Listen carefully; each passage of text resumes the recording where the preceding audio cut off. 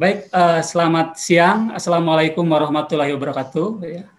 Saya ucapkan selamat datang kepada para peserta webinar.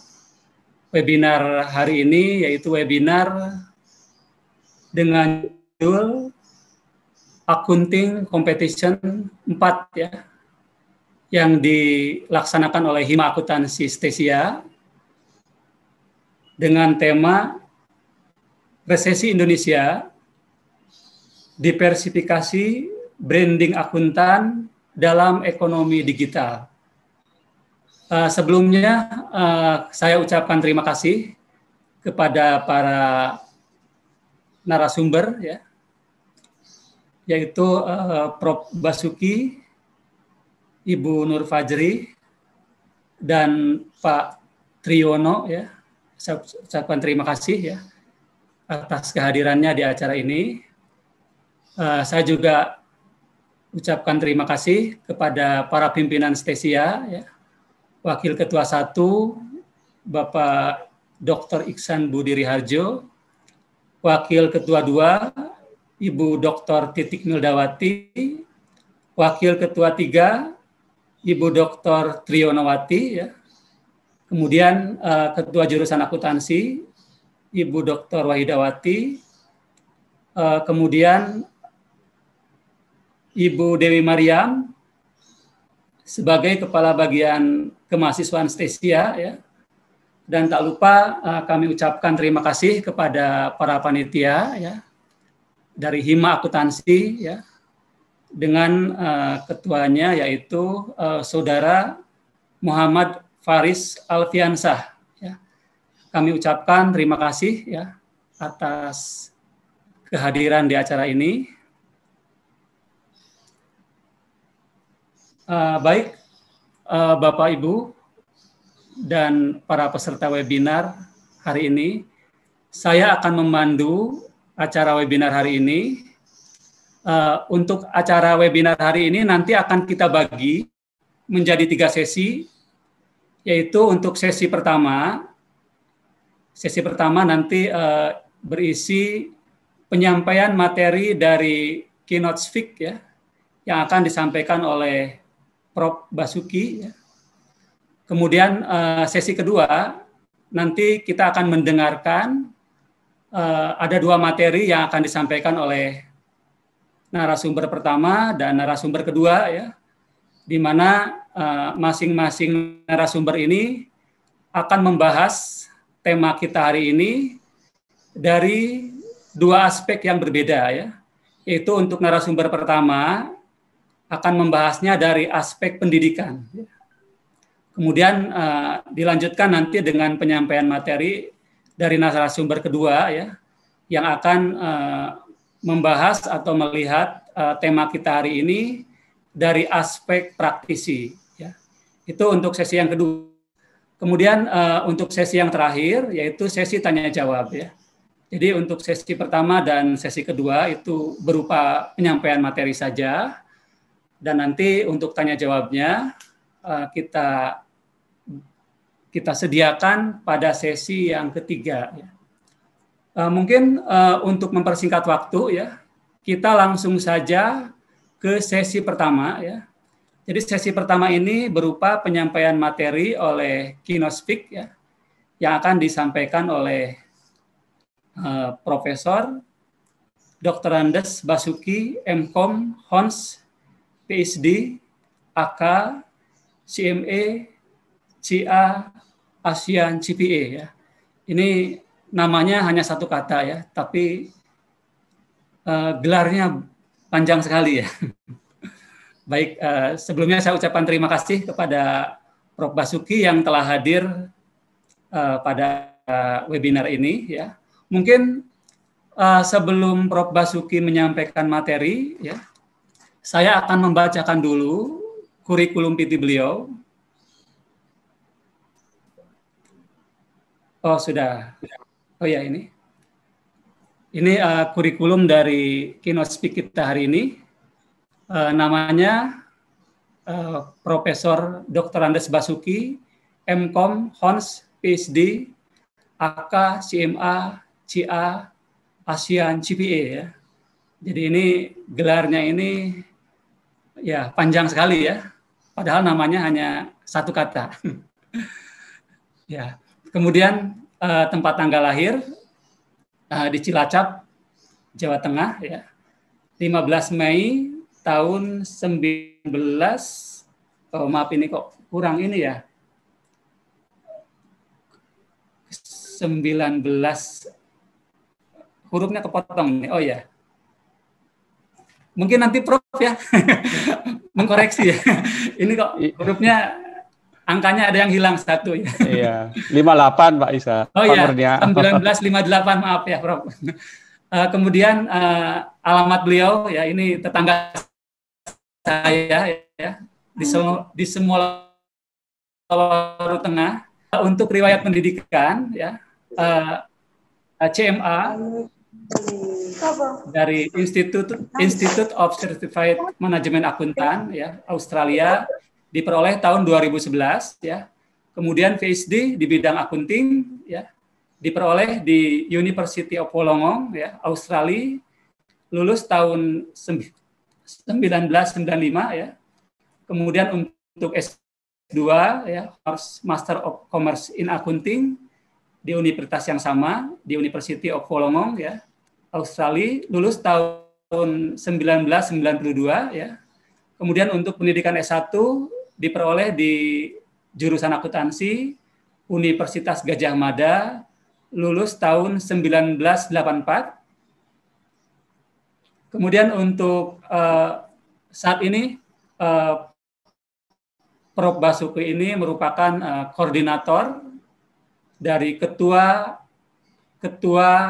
wilayah IAI wilayah Indonesia Barat ya. Jadi koordinator untuk ketua IAI ya. IAI wilayah Indonesia Barat ya. Kemudian saat ini juga beliau merupakan ketua IAI wilayah Jawa Timur. Kemudian sebelumnya beliau menjabat sebagai wakil ketua IAI wilayah Jawa Timur bidang pendidikan ya. Kemudian tahun 2006 sampai tahun 2008 jabatan beliau adalah ketua bidang penelitian IAI Kompartemen Akuntan Pendidik ya. Kemudian untuk riwayat pekerjaan ya. Untuk riwayat pekerjaan, jadi pada saat ini beliau merupakan ketua Badan Pertimbangan Fakultas di Fakultas Ekonomi dan Bisnis Universitas Airlangga ya. Kemudian tahun 2008 sampai sekarang beliau juga merupakan anggota Senat Akademik Universitas di Universitas Airlangga ya. Kemudian tahun 2007 sampai tahun 2010 beliau menjabat sebagai wakil dekan bidang kerjasama, pengembangan dan sistem informasi Fakultas Ekonomi dan Bisnis di Universitas Airlangga. Ya, jadi itu kurikulum PT dari Prof. Basuki. Ya, mungkin untuk pembicara yang lain nanti saya bacakan pada saat akan menyampaikan materi masing-masing ya. Jadi untuk Prof. Basuki ini pada webinar hari ini merupakan keynote speak ya, keynote speak ya atau pembicara utama ya. Untuk mempersingkat waktu ya mungkin saya persilahkan kepada Prof. Basuki untuk menyampaikan materinya. Ya, terima kasih. Ya, terima kasih, saudara moderator Pak Dr. Kurnia, tetangga sebelah rumah. Bismillahirrahmanirrahim. Assalamualaikum warahmatullahi wabarakatuh. Selamat siang, salam sejahtera untuk kita semua. Semoga rahmat dan berkah Tuhan Allah yang Maha Kuasa selalu menyertai kita semua. Yang saya hormati Ketua Stesia, Ibu Dr. Nur Fajri Asik, para Wakil Ketua 1, Wakil Ketua 2, Wakil Ketua 3, ada Pak Iksan, Bu Titik Milti, Bu Trionowati, dan para pimpinan Stesia yang tidak bisa saya sebutkan satu persatu. Yang saya hormati pembicara satu otomatis ya Bu Nur Fajri, pembicara 2 Bapak Dr. Lestri Yuwono, kemudian Ketua Hima dan panitia serta adik-adik mahasiswa, yang saya cintai. Yang pertama, saya ingin mengajak terutama pada diri saya sendiri dan juga pada semua yang hadir pada hari ini dalam acara webinar ini untuk selalu bersyukur kehadirat Tuhan Yang Maha Kuasa bahwa sampai dengan hari ini kita masih diberi nikmat kesehatan, bisa berkumpul bersama dalam acara yang sangat menarik dan prestisius sekali, yaitu acara webinar mahasiswa, webinar nasional ya, mahasiswa yang diselenggarakan oleh mahasiswa. Yang kedua, saya memberikan apresiasi yang tinggi kepada adik-adik mahasiswa ya, yang telah aktif sekali untuk tetap melakukan aktivitas menyebar ilmu gitu ya, atau sharing dalam kondisi yang sekarang sedang pandemi seperti ini. Para mahasiswa tetap aktif untuk menyelenggarakan aktivitas yang sangat luar biasa ini. Baiklah, saya akan sharing PPT saya. Ketika mahasiswa Hima menghubungi saya pada waktu itu, mohon maaf saya sharing dulu ya. Saya share screen. Jemput mangan ambil. Saya hakna masih aja. Oke ya, sudah kelihatan ya. Baik, ketika mahasiswa Hima menghubungi saya diberi tugas untuk menjadi keynote speaker.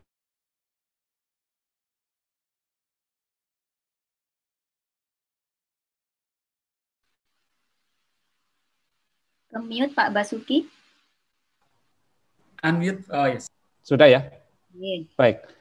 Saya ulangi lagi ketika Hima menghubungi saya diminta untuk menjadi keynote speaker begitu, yang untuk membahas tentang topik yang telah diberikan ini, yaitu resesi Indonesia, diversifikasi branding akuntan dalam ekonomi digital. Saya diberi batasan waktu yang karena sebagai keynote tentu saja saya diminta untuk membahas secara global, secara general. Nanti detailnya akan disampaikan oleh pembicara 1 dan pembicara 2. Baik, jadi kalau ada 3 hal sebenarnya di sini yang perlu kita catat, yaitu resesi, kemudian adanya branding akuntan, dan ekonomi digital. Gitu ya. Baik, saya akan mulai dengan agenda kita. Tentu saja ada 4 agenda yang akan kita bicarakan di sini. Yang pertama adalah resesi ekonomi, yang dalam hal ini saya spesifik menyebutkannya sebagai dampak dari pandemi COVID-19. Kemudian juga topik kedua, profesi akuntan dan tantangan profesi. Nah, nanti detailnya akan dibahas hal itu dari perspektif pendidikan atau akademik Dr. Nur Fajri, dan perspektif praktisi akan dibahas secara detail oleh Pak Triyuwono, gitu ya. Kalau kita bicara resesi, ini secara teori kita bisa menyebutkan bahwa resesi adalah penurunan signifikan kegiatan ekonomi yang berlangsung selama berbulan-bulan, atau mungkin juga bisa bertahun-tahun. Ya, biasanya diukur dengan penurunan PDB. Produk domestik bruto. Nah, kita sebenarnya dunia sudah mengalami resesi berkali-kali gitu ya. Mulai dari zaman tahun 20-an itu dikenal oleh orang-orang tua kita, zaman Malaysia, kemudian juga resesi ketika ada krisis moneter, dan resesi sekarang. Tadi saya katakan bahwa pokok bahasan kita, saya dalam hal ini adalah yang akan kita lihat dalam secara spesifik itu adanya pandemi COVID-19. Oke. Kalau kita lihat dari data ini adalah data per 27 Juli. Jadi data 4 hari yang lalu. Kita lihat ini adalah tabel yang grafik yang sangat-sangat menunjukkan tingkat kenaikan yang sangat drastis sekali. Ya, yaitu yang tabel yang pertama atau grafik yang pertama adalah total kasus di Indonesia. Sekali lagi ini adalah data per 27 Juli. yang saya ambil dari Worldometer itu ya. Kita lihat ini meningkatnya sangat tajam sekali. Jadi mulai dari bulan-bulan awalnya itu adalah Februari 15 Februari 2020, kemudian melonjak sangat tinggi sekali. Kemudian di grafik yang kedua adalah kasus yang aktif. Nah, ini pertamanya agak melandai, nah kemudian turun sedikit, lalu melesat. Ya, kalau kita mendengar berita harian gitu ya, dulu kita mendengar bahwa korban atau pasien atau yang terpapar aktif itu mulai dari biasanya kita dengar 8.000, 9.000, naik di atas 10.000, 11, sekarang isinya sudah di atas 40-an. 40.000, 49.000 gitu ya. Ini. Jadi karena itulah grafiknya meningkat sekali. Bahkan beberapa waktu yang lalu kalau nggak salah pada tanggal 28 Juli Indonesia itu menyalip India ya dalam hal jumlah yang terpapar dalam satu hari. Ya, kemudian ini adalah jumlah kematian juga meningkat cukup drastis, gitu ya, sangat menyedihkan sekali. Setiap kita buka pagi itu biasanya acara membuka WA, ya, WhatsApp.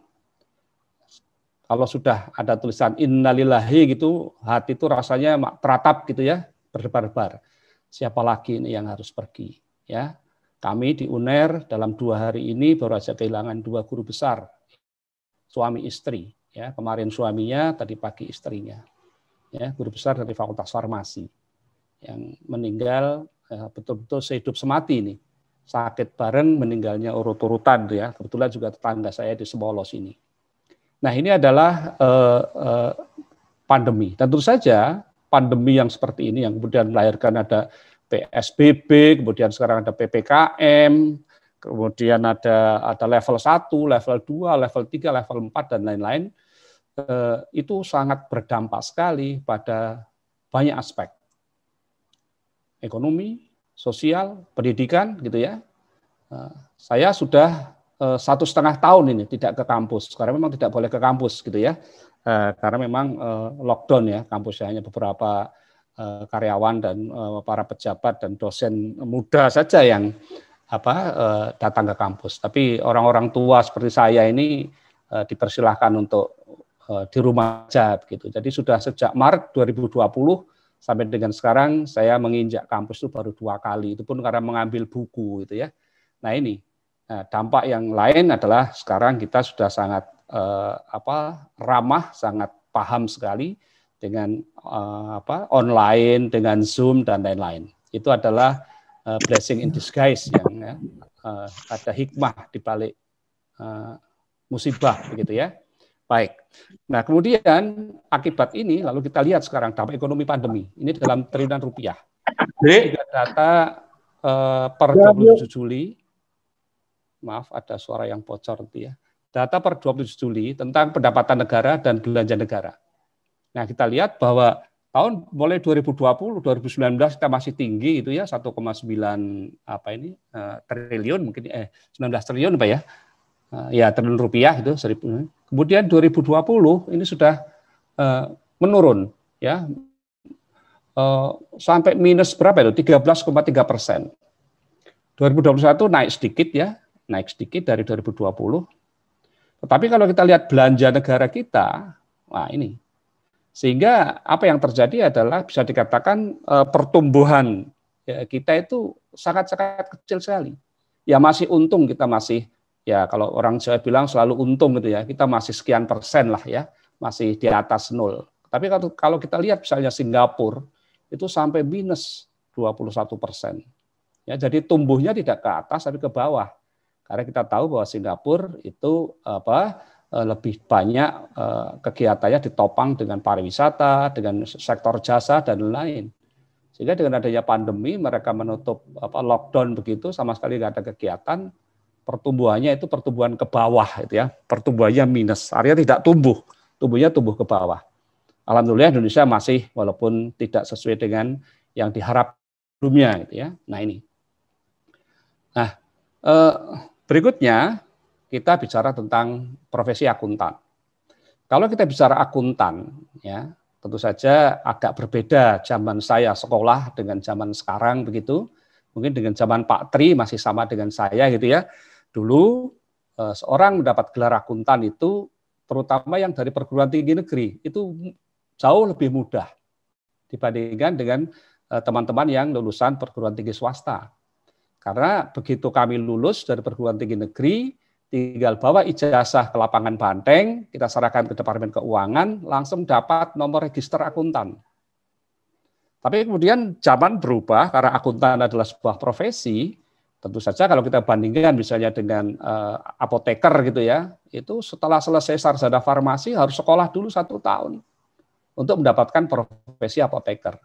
Dokter juga begitu, sarjana kedokteran, lalu ada acara apalagi ya, koas atau apapun namanya, saya lupa gitu ya, untuk mendapat gelar dokter. Nah, akuntan pada waktu itu, begitu lulus, langsung dapat gelar akuntan atau sebutan akuntan. Tetapi teman-teman yang mahasiswa yang berasal dari PTS, perguruan tinggi swasta, ini pada waktu itu harus ikut ujian negara akuntansi.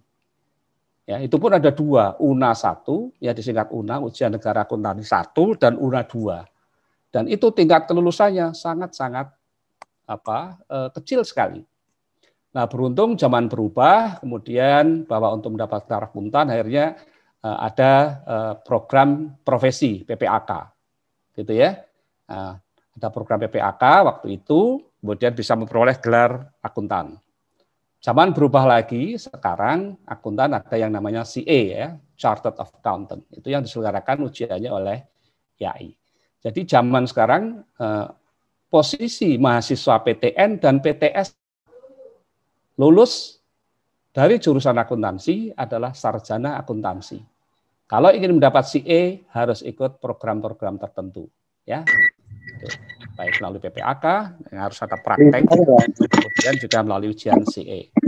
Nah, profesi akuntan itu ketika lulus, ketika menjadi akuntan itu ternyata banyak sekali, ya. Kita tahu ada akuntan publik, ada akuntan pemerintah, akuntan pendidik, akuntan manajemen, akuntan syariah, akuntan pajak, gitu ya. Jadi ini adalah ranah tempat kerja bagi mahasiswa yang sudah lulus sarjana akuntansi dan memperoleh gelar akuntan, ya, gitu ada ranahnya di sini. Yang akuntan publik nanti ada CPA, begitu ya. Yang akuntan manajemen ada CMA, Certified Management Accountant. Yang akuntan syariah juga ada ya, bersertifikat akuntan dan lain-lain. Nanti akan dibahas secara detail oleh pembicara 2 dan 1 gitu ya. Pembicara 1 dari aspek akademisinya, pembicara 2 dari aspek praktisinya. Nah, kalau kita lihat akuntan publik itu adalah mereka yang bergelar akuntan, memperoleh CPA, Certified Public Accountant gitu. Memang mereka tugasnya atau bekerjanya adalah di kantor-kantor akuntan publik, ya, sebagai profesi yang bekerja secara independen, yang memberikan jasa assurance dan assurance, ya, memberikan pendapat kalau kita bicara audit gitu ya, dan juga jasa-jasa non assurance seperti membuat sistem atau kompilasi dan lain-lain. Nah, ini akuntan publik. Nah, ini sekarang akuntan publik mempunyai organisasi sendiri yang disebut dengan IAPI, ya, Institut Akuntan Publik Indonesia. Yang dulu hanya 1, ya, dulu 1 bergabung dalam IAI saja. Sekarang akuntan publik memecah diri, mendirikan organisasi sendiri namanya IAPI.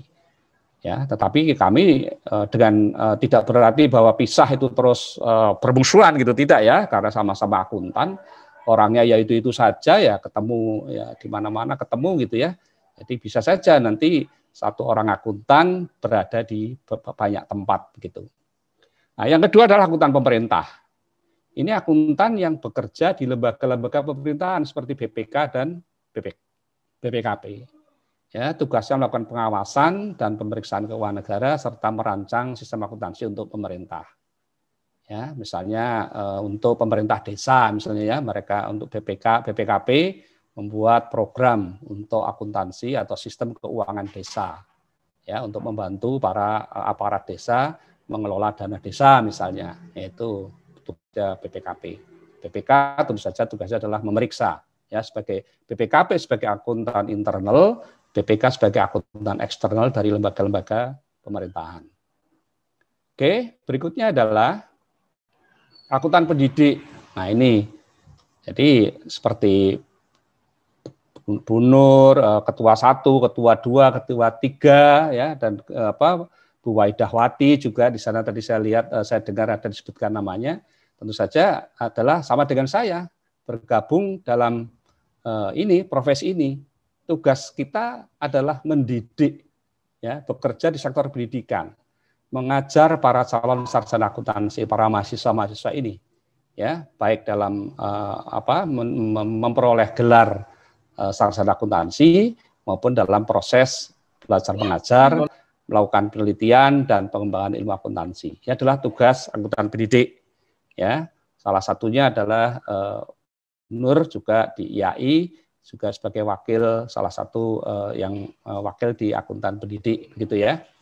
Baik, jadi ada kemungkinan juga akuntan pendidik ini juga bekerja di akuntan publik, begitu ya, ada yang begitu, atau akuntan publik merangkap jadi dosen. Jadi ini bukan harga mati bahwa yang ada di akuntan publik tidak ada di akuntan pendidik dan lain-lain.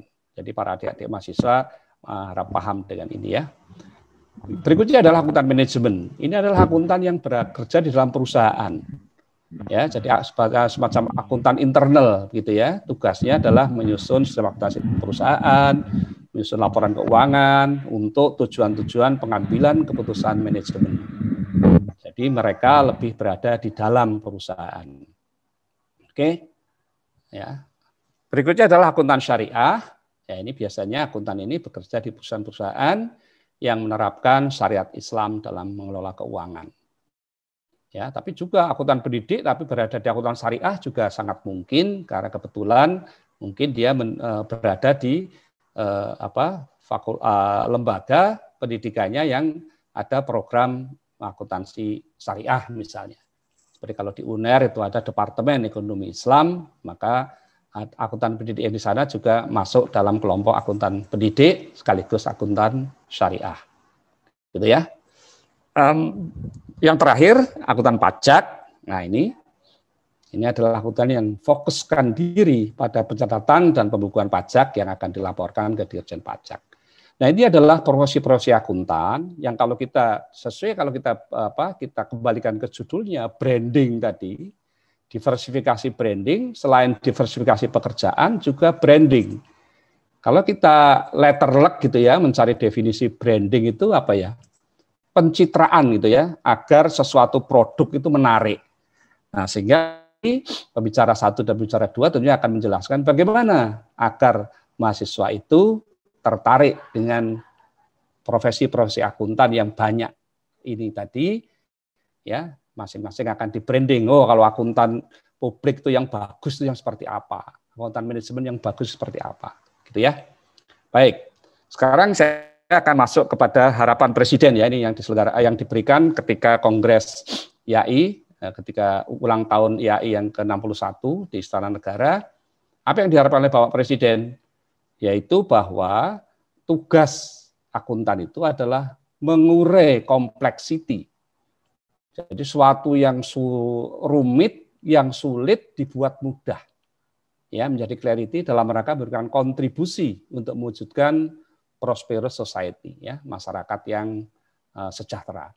Jadi tugas akuntan itu bukan mempersulit yang mudah, tapi bagaimana memudahkan sesuatu yang sulit. Ya. Jadi tentu saja motonya adalah kalau bisa mudah, mengapa harus susah? Ya, padahal biasanya kita sering terjadi malah kebalik. Kalau bisa susah, mengapa harus mudah? Nah, ini tentu saja itu bukan yang diharapkan oleh Presiden. Karena itulah kemudian Presiden melakukan pemotongan-pemotongan mengurangi aktivitas-aktivitas yang tidak bernilai tambah, misalnya dalam proses perizinan yang dulunya harus melewati 15 meja, sekarang cukup 5 meja, misalnya begitu ya. Itu adalah dalam rangka mengurai kompleksiti tadi itu. Lalu pertanggungjawabannya juga harus mengutamakan substansi, kecepatan, dan efisiensi. Ini adalah pesan yang diberikan oleh Presiden kepada IAI pada waktu itu agar para akuntan nanti, terutama saudara-saudara yang mahasiswa ini yang ingin menjadi akuntan nanti harus diarahkan ke sana, gitu ya. Baik, sekarang profesi akuntan ini.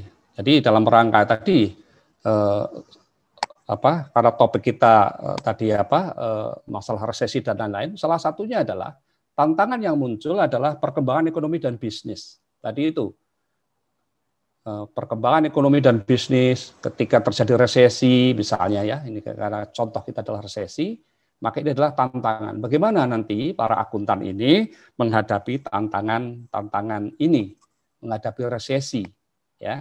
Oke. Kemudian juga lingkungan profesi dan regulasi.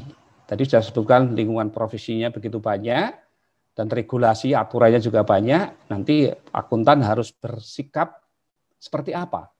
Dalam lingkungan profesi apa, ya, akuntan publik atau akuntan manajemen, maka dia tadi dikatakan brandingnya harus bagaimana. Ya, ini. Berikutnya adalah pendidikan dan pengembangan sumber daya manusia. Nah ini nanti akan dibahas oleh Bu Nur gitu ya, bagaimana pendidikan yang diharapkan agar profesi akuntan nantinya mahasiswa kita, adik-adik kita ini akan menjadi akuntan yang bisa mengadop atau adaptasi dengan lingkungan sekarang, dengan keadaan sekarang, dengan suasana sekarang. Ya. Kemudian juga adalah teknologi informasi. Ya, kita sekarang tadi kaitannya dengan ekonomi digital. Ya, teknologi informasi sangat pesat sekali. Dulu kita susah membayangkan kuliah melalui online gitu ya, gimana caranya? Ternyata dengan adanya COVID ya, tadi saya sering mengatakan dalam tanda petik kita harus berterima kasih pada COVID karena dengan adanya COVID atau pandemi ini ternyata mempercepat proses untuk mengadopsi teknologi informasi dalam segala macam. Ya. Karena adanya PPKM, pembatasan kita untuk keluar rumah ya. Sekarang belanja ya cukup di rumah saja, punya aplikasi misalnya online gitu. Sudah ketik gitu ya, masukkan angka, masukkan duit, mau membayar pakai apa, pakai OVO, pakai apapun atau pakai kredit card. Sudah tunggu sebentar barang sudah diantar ke rumah. Sampai sedemikian. Nah, ini merupakan tantangan juga bagi profesi akuntansi nantinya, ya. Oke, apa yang harus akuntan persiapkan? Nah, ini tetap saja bersifat profesional, ya. Karena apa? Hal-hal tadi itu, perkembangan tadi itu kadang-kadang akan memotong, akan merubah, akan merombak hal-hal yang selama ini dilakukan oleh akuntan menjadi terhapuskan. Misalnya yang sifatnya clerical, tulis menulis ya, membuat voting, cross voting sudah hilang. Semuanya ditangani oleh komputer, ditangani oleh aplikasi gitu ya. Ya sekarang sudah jarang sekali orang di perusahaan sudah menggunakan tidak menggunakan aplikasi akuntansi misalnya. Oke. Jadi itu adalah kadang-kadang hal-hal yang sifatnya atau dulunya merupakan pekerjaan akuntan itu terpotong atau digantikan oleh teknologi informasi tadi atau kita kenal dengan nama AI gitu ya, artificial intelligence misalnya, kecerdasan artificial. Nah, tetap open mind, jadi membuka wawasan. Ini harus dipersiapkan betul.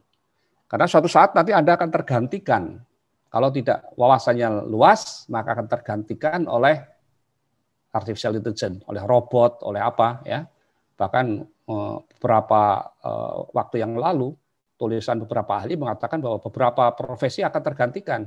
Profesi guru, profesi supir, profesi kasir, itu akan tergantikan oleh kecerdasan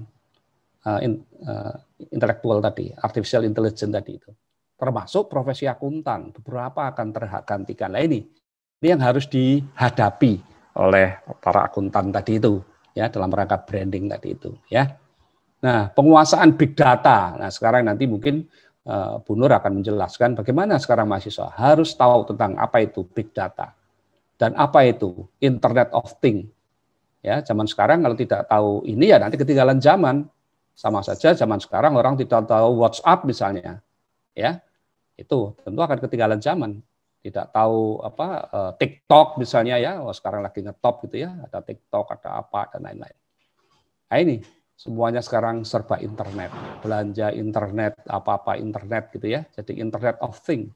Ini yang harus diadopsi, harus dipersiapkan kepada anak didik kita, pada para mahasiswa. Jangan sampai nanti mahasiswa lulusan kita ketinggalan zaman ya, karena sesuatu yang tetap adalah perubahan ya. Kalau Anda tidak mau berubah, Anda akan tergilas oleh perubahan. Nah, hal-hal tadi itu yang saya katakan, yang mungkin kita akan tergantikan tadi, tapi ada satu hal yang tidak akan tergantikan, yaitu etika, values, nilai. Nah, ini tugas para pendidik, tetap mempersiapkan agar mahasiswa kita yang tentunya diharapkan menjadi mahasiswa yang excellent, yang berprestasi tinggi, tetapi tetap harus punya etika yang bagus. Harus punya values. Ini yang harus ditanamkan ya dalam rangka menghadapi perubahan-perubahan tadi, ekonomi digital tadi ya, saya katakan ekonomi digital dalam judul tadi, di mana semuanya serba digital ya, di mana fixed asset, tangible asset maksud saya digantikan dengan intangible asset. Ya, aset berwujud sekarang di perusahaan-perusahaan yang besar, yang valuable-nya besar sudah menjadi aset tidak berwujud. Oke.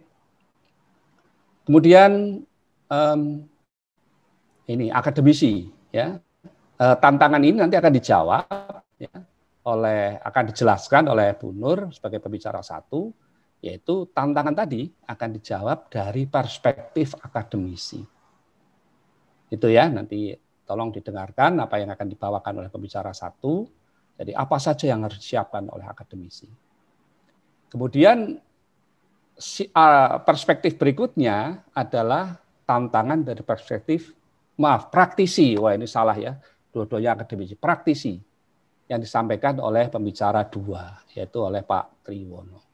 Kebetulan beliau adalah Direktur KJA dan juga beliau juga anggota komite audit, komite etik di Dewan Pimpinan Nasional IAI. Ya.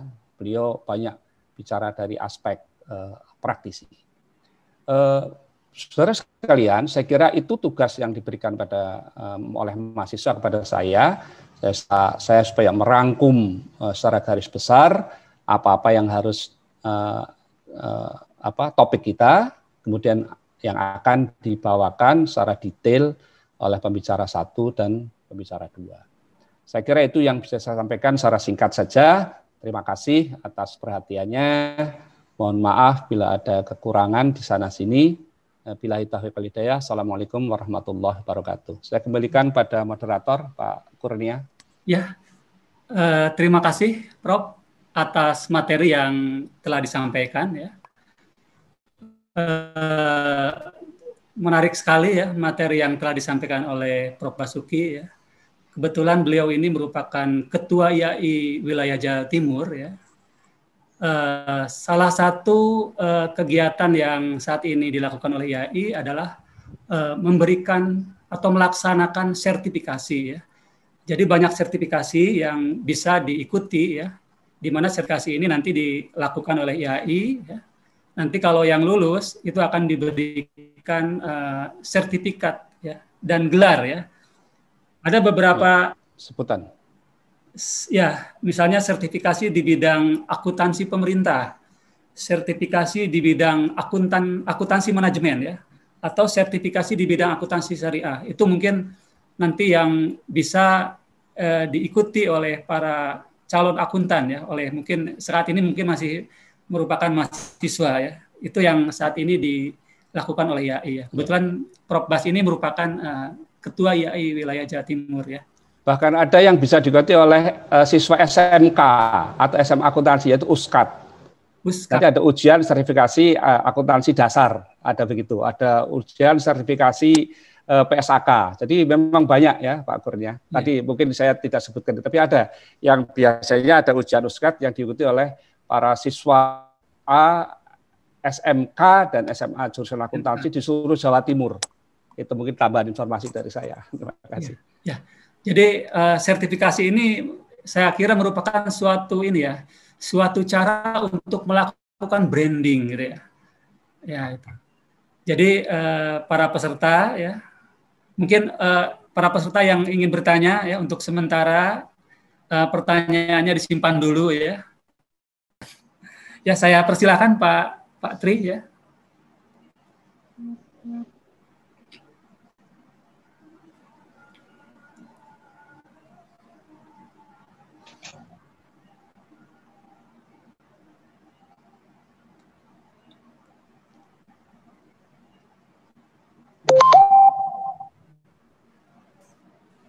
Assalamualaikum warahmatullahi wabarakatuh. Waalaikumsalam warahmatullahi wabarakatuh.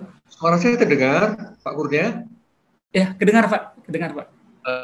Baik, saya mulai aja ya.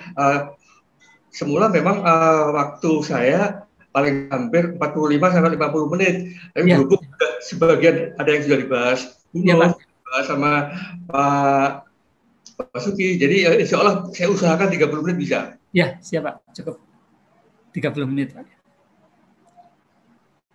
Baik.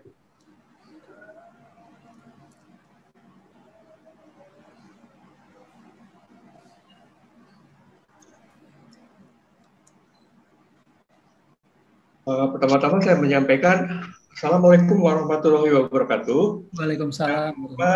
Ibu Dr. Nur Faizi, Ketua Stisya, yang terhormat Prof. Basuki, Ketua IAI Wilayah Jawa Timur, yang terhormat moderator Bapak Kurnia, yang saya banggakan Bima, akuntansi Stisya beserta webinar semuanya.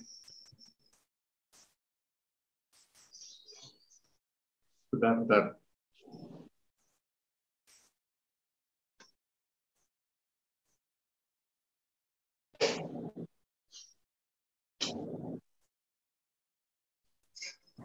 Saya lupa slideshow nih. Nah ini.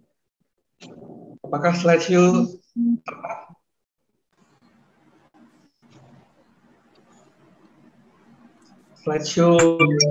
screen-nya sudah tampak belum, Pak Kurnia? Sudah kelihatan, Pak. Sudah kelihatan. Sudah kelihatan. Baik, saya lanjutkan. Saya mau menyampaikan kurikulum vitae saya. Sebetulnya saya nggak melihat ke belakang, tapi saya melihat ke depan, saat ini ke depan. Jadi pada saat ini, saya sebagai Direktur KJA, Mitra Manajemen Internasional. Dan di samping itu, saya sebagai Komite Etika di Ikatan Akuntan Indonesia. Dan sebagai dosen vokasi. Cuma ini ada yang kurang. Saya lupa bahwa saya juga sebagai pengurus di IAI Jawa Timur, di Departemen Akuntan KJA. Saya juga di IAI Provinsi Jawa Timur. Dan pada kesempatan yang baik ini, saya khawatir ada yang tanya, Pak Tri kok berani menyampaikan materi branding? Apakah Pak Tri ini melakukan branding? Saya sampaikan sudah. Nah, itu buktinya. Buktinya yang ada di sebelah kiri saya, tampilan saya. Ini branding tahun lalu. Tahun lalu saya mencoba membranding seperti ini. Ini saya branding di IG. Wah, lumayan yang like banyak sekali waktu saya branding ini. Dan saya branding ini bukan hanya saya sebagai direktur, saya sebagai komite etika juga melakukan branding. Saya melakukan beberapa branding. Saya sebagai dosen juga melakukan branding. Itu sudah saya lakukan. Dan saya pada saat pensiun dari BUMN Perkebunan tahun 2009, saya sudah branding dengan mengelola website personal. Jadi website saya sejak saya pensiun dari BUMN Perkebunan itu adalah www.trijuara.com. Itu sudah ada sejak 2009 sampai sekarang. Jadi saya rasanya apa ya, lebih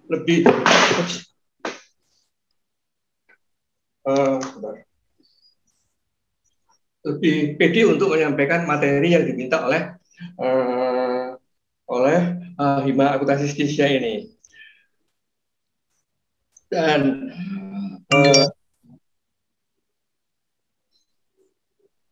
topik bahasan yang akan saya sampaikan itu yang pertama adalah ilustrasi Vision 2045. Kemudian topik yang berikutnya adalah personal branding. Jadi personal branding ini bisa juga untuk selain akuntan, misalnya dari manajemen, dari jurusan lain, dari akuntan publik, semua bisa melakukan personal branding. Terus untuk bisa masuk dalam personal branding, kita harus tahu bahwa saat ini berada dalam era apa. Kalau orang sudah banyak ngomong tentang revolusi industri era 4.0, tapi sejak 2019 itu sudah ada era society 5.0. Kemudian saya mencoba masuk, ini baru di launching ya awal tahun ini, era marketing 5.0. Kemudian peran akuntan. Nah, cuma nanti saya di dalam menyampaikan peran akuntan, saya lebih banyak menyampaikan dalam bentuk gambar. Jadi saya nggak bisa menyampaikan dalam bentuk tulisan. Saya waktu itu bikin gini, kalau peran akuntan saya sampaikan dalam bentuk tulisan, mungkin bisa 1 jam lebih penyampaian materi saya. Akhirnya, oke, saya memutuskan dalam bentuk gambar. Itu nanti akan saya sampaikan. Dan apa namanya? Dan topik bahasan ini sebagian sudah dibahas oleh Pak. Masa ini kau tentang Jadi nanti akan sebagian saya lewati. Ya. Dan saya sangat respect ya, memberi apresiasi kepada yang minta ke saya beberapa bulan yang lalu untuk menyampaikan topik ini. Wah, fokus banget topik ini ya. Ini topik ini menurut saya yang dibikin oleh Hima Akuntansi ini sangat visioner.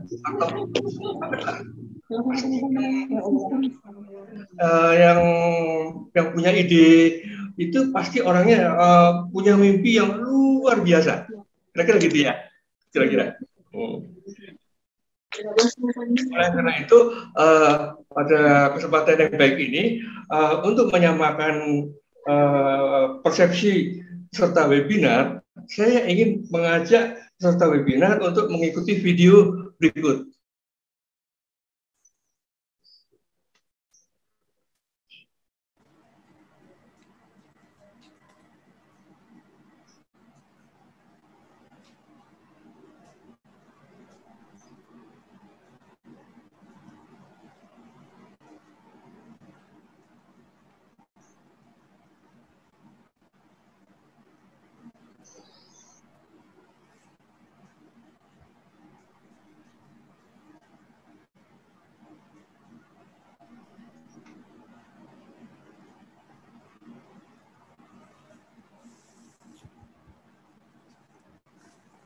Suaranya terdengar, suara video?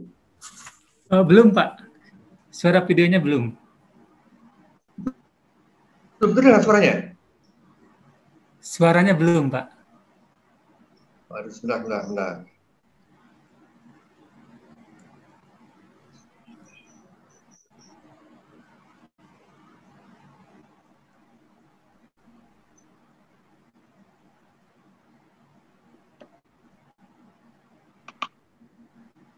Oh, maaf, ini ada tulisan internet di jaringan di rumah saya nggak stabil nih, Pak. Iya.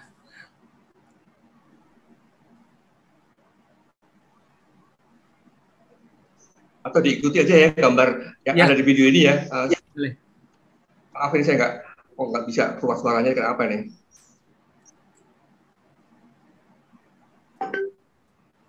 This year marks Royal Road. Sudah muncul, Pak, suaranya. To celebrate this event, we reflected on the past, looked to the future, and crafted a new strategic vision.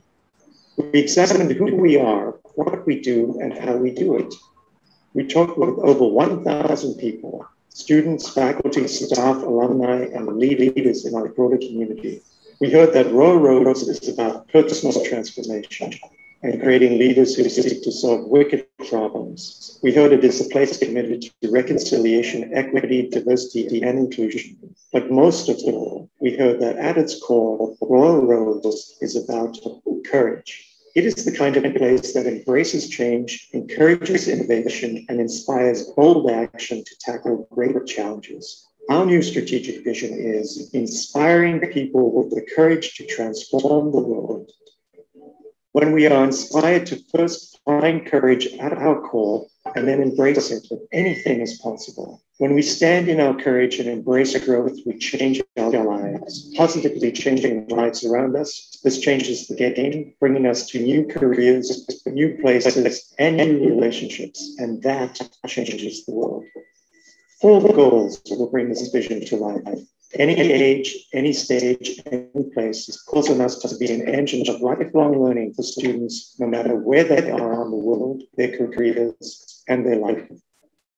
Explore, share, advance calls on us to support interdisciplinary research that pushes boundaries, removes barriers, and finds solutions to the critical issues of our time.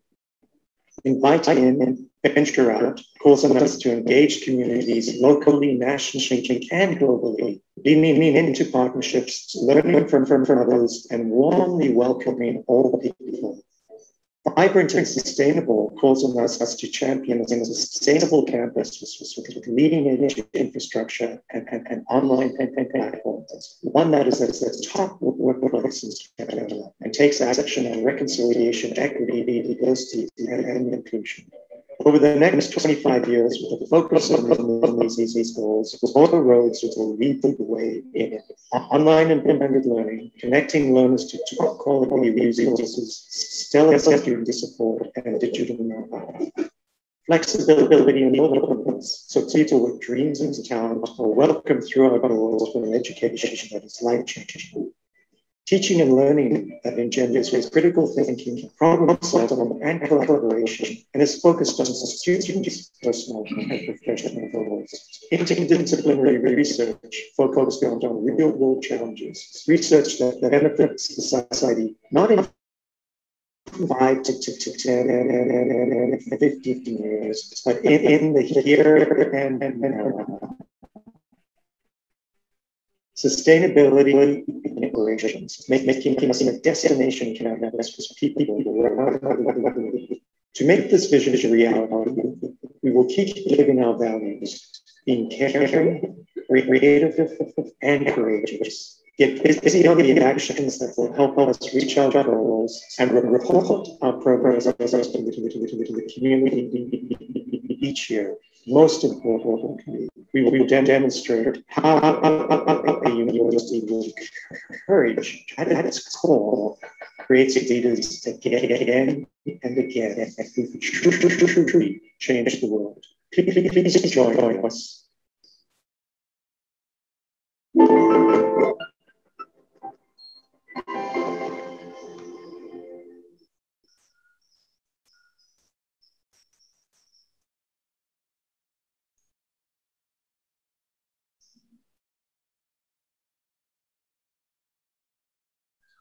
Baiklah.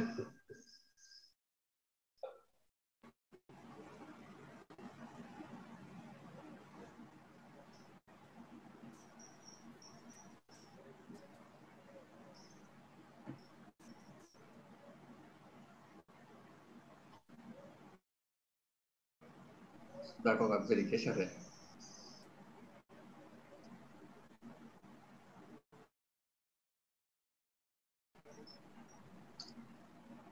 Maaf.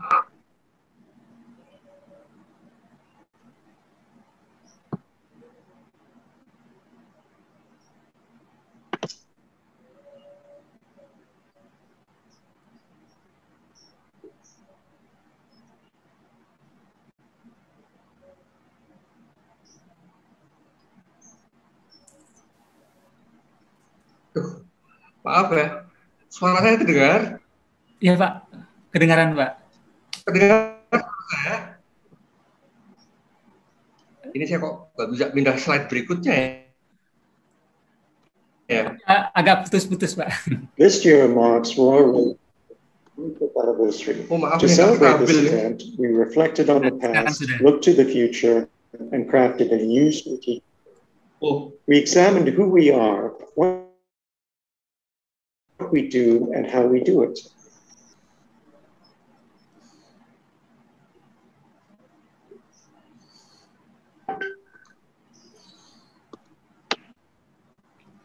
Oke. Itu suara saya terdengar? Ya. Itu tadi saya dapat video dari University Royal yang ada di Kanada. Jadi dari gambar atau penjelasan dari video tadi itu bisa kita simpulkan bersama bahwa saat ini kita itu diajak untuk mengubah dunia, dan menciptakan, terutama dari perguruan tinggi, itu dapat menciptakan pemimpin-pemimpin yang mempunyai pemikiran kritis, kemudian mempunyai yang bisa melakukan pemecahan masalah melalui penelitian yang bermanfaat. Dan penelitian yang bermanfaat itu bukan hanya tahun ini, tapi penelitian yang bermanfaat hingga tahun 25 yang akan datang, 25 tahun yang akan datang. Di samping itu serta berkolaborasi dan profesional. Nah, ini ajakan saya melalui video ini untuk sama-sama melihat visi ke tahun 2045 seperti apa. Sekarang sebelum saya memasuki materi bagaimana branding akuntan, kita harus tahu dulu apa itu personal branding. Ya, memang tadi sudah dijelaskan oleh Bu Nur bahwa personal branding itu pencitraan. Tapi di sini adalah, sebentar kok terhalang. Jadi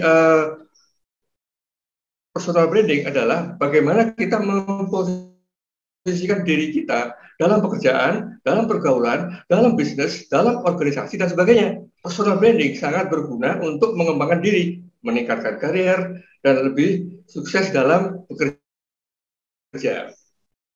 Keuntungan personal branding apa? Banyak relasi, itu jelas. Itu sudah saya rasakan. Sejak saya melakukan branding maupun melalui pendekatan-pendekatan sebelum pandemik, lebih enak branding itu pada saat pandemik ini, itu lebih gampang dengan branding. Jadi nggak perlu harus telepon satu-satu ke teman-teman, misalnya seperti itu. Mudah mendapatkan peluang kerja, kemudian dihormati orang sekitar. Dan keuntungan yang lain adalah menginspirasi banyak orang. Jadi kalau kita punya ide, itu bisa memberi inspirasi untuk orang lain, seperti itu. Kemudian jika kita berdagang, mudah mendapatkan pelanggan.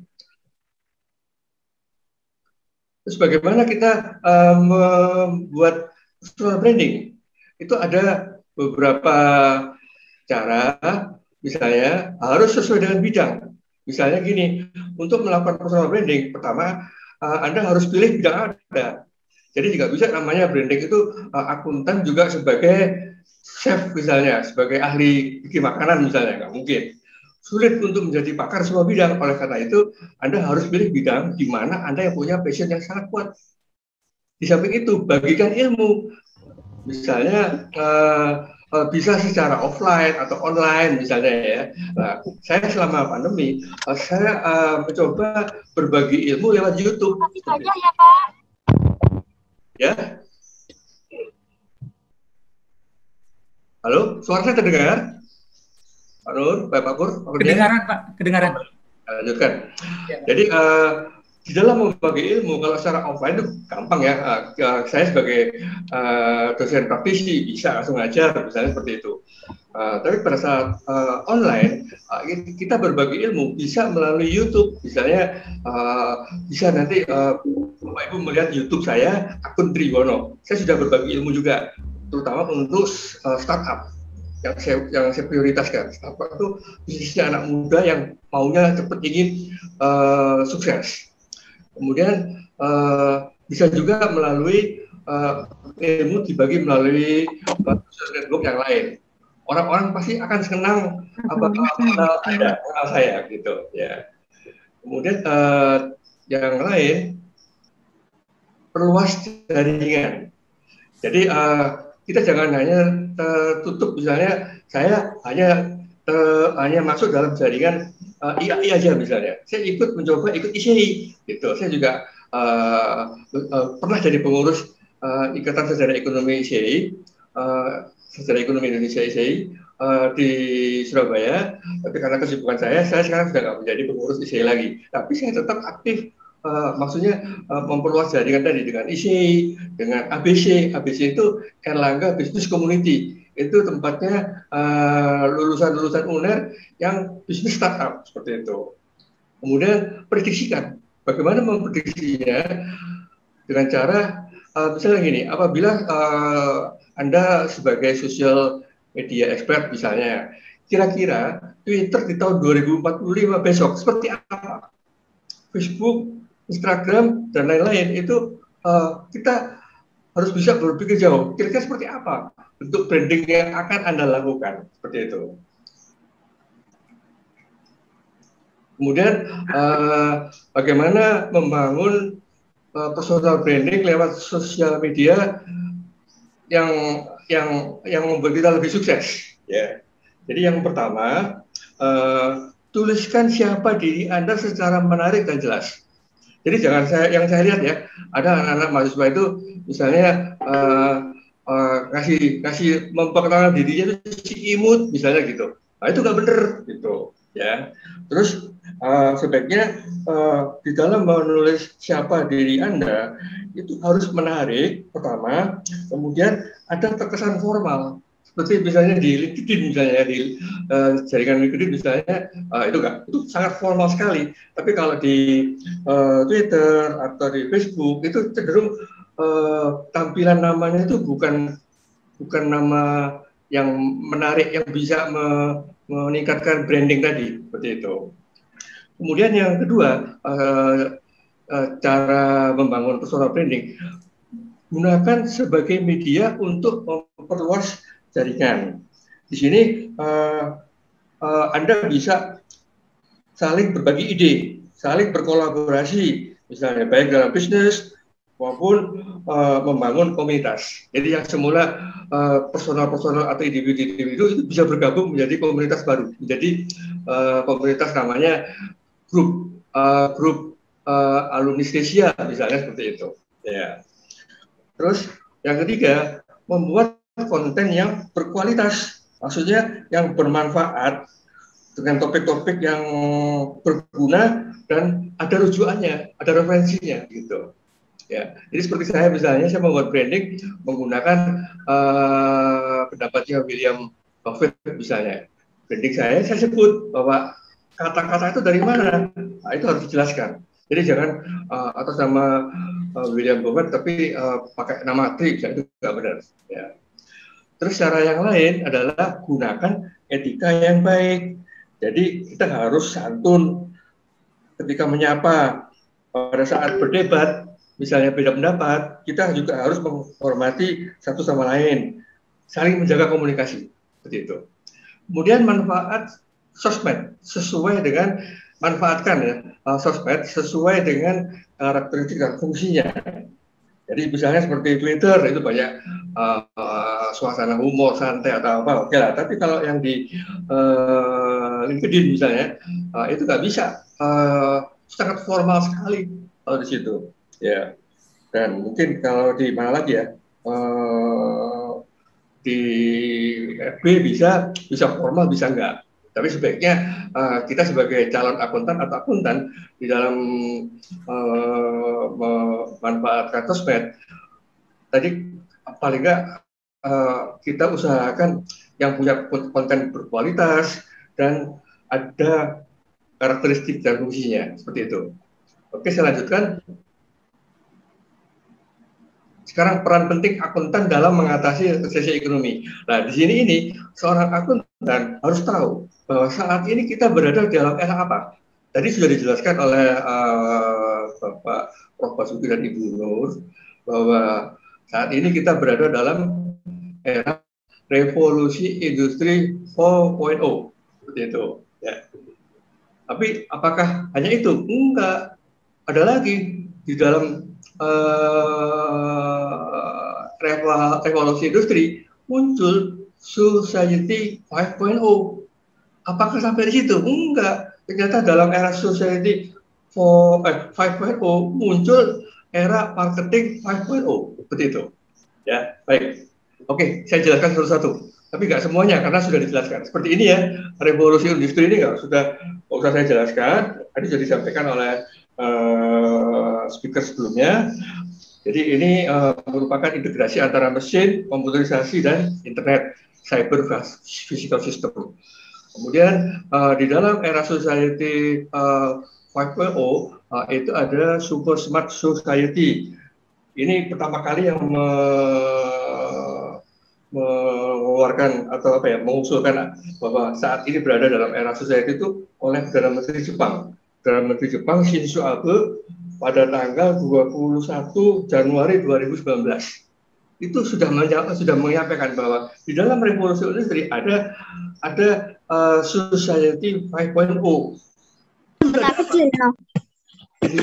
Super smart society. Ya. Kan? Nah, sekarang proses besok bawa aku makanya bagaimana di dalam transformasi digital, ya, itu kita seluruh masyarakat itu sudah masuk ke society 5.0. Di dalam society 5.0 itu semua kehidupan manusia itu solusinya apa? Solusinya sangat tergantung pada big data, tergantung pada IoT, tergantung pada AI, ya, Internet of Things, artificial intelligence, seperti itu. Yang tadi disampaikan oleh Bapak Prof. Sugeng, dikatakan bahwa itu akan menjadi tantangan profesi akuntan, big data maupun IoT atau AI itu menjadi tantangan bagi profesi akuntan. Jadi sekarang ini ada gambar anak kecil misalnya ya, anak kecil. Sekarang itu cucu saya yang TK itu sekolahnya online, sudah pakai internet, sudah berkomunikasi dengan guru dan teman-temannya lewat laptop, seperti itu. Itu baru cucu saya, ya. Belum yang lain-lain seperti ini yang ada gambar akuntan, ada ibu misalnya, ya. Kebetulan istri saya juga dokter sebagai konsultan di Rumah Sakit UNER, itu juga sangat tergantung dengan big data, IoT maupun AI seperti ini, ya. Oke, saya lanjutkan.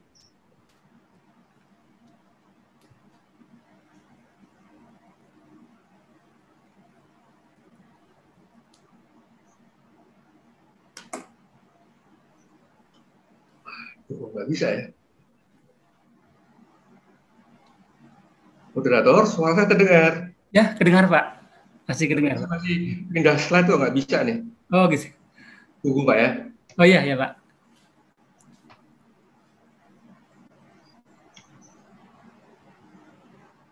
Slide-nya sulit Pak ya.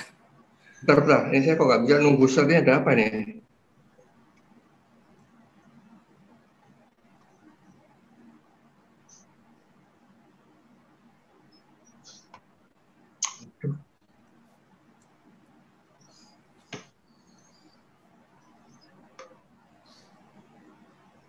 Oke, sekarang kita lihat society yang ada di Jepang seperti apa, ya.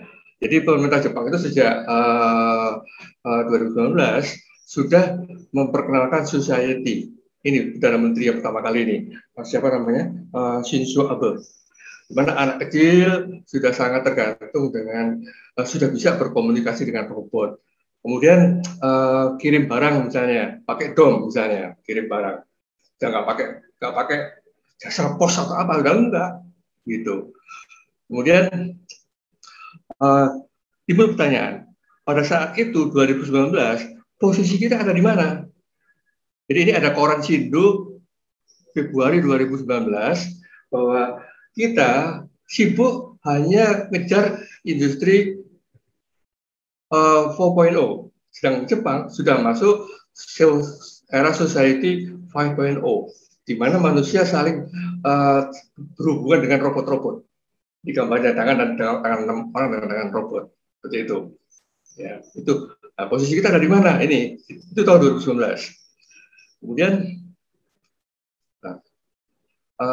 saya mencoba menjelaskan Society 5.0 adalah masyarakat super pinter, di mana teknologi seperti big data, Internet of Things, kecerdasan buatan atau artificial intelligence dan robot itu menyatu dalam tiap industri dan semua segmen sosial, seperti itu. Ya.